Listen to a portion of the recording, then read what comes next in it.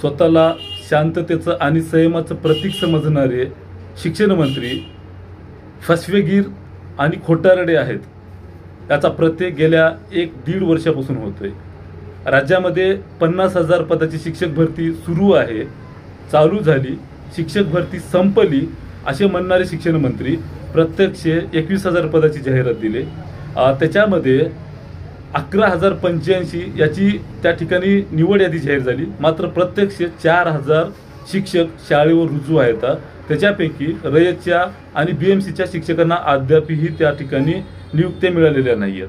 मात्र दुसऱ्या बाजूला आचारसंहिता सुरू असताना त्याच्यामध्ये केंद्रीय निवडणूक आयोगाने शिक्षक भरतीला परवानगी दिलेली असताना सुद्धा रूपांतरित यादी आणि मुलाखतीची यादी अजूनही लागलेली नाही। अभियोग्यताधारक त्या ठिकाणी शिक्षण आयुक्त कार्यालय आणि मंत्रालयाच्या पायऱ्या झिजवत आहेत, खेटे झिजवत आहेत, तरीही या शिक्षण मंत्री महोदयाला या ठिकाणी जाग येत नाही।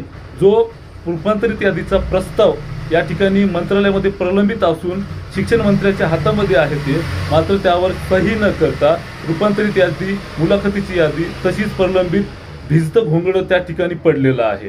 दुसऱ्या बाजूला राज्यातला अभियोग्यताधारक त्यांचा संयम तुटलेला आहे, तो वैफल्यग्रस्त झालेला आहे।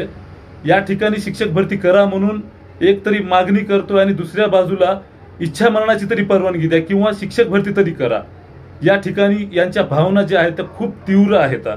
या लवकरात लवकर जर इच्छा पूर्ण नाही झाली किंवा शिक्षक भरती प्रलंबित पूर्ण नाही झाली तर येणाऱ्या विधानसभेमध्ये हे जे अभियोग्यताधारक आहेत, स्वतः मी त्यांच्या मतदारसंघात त्यांच्या विरोधामध्ये निवडणूक लढवीन।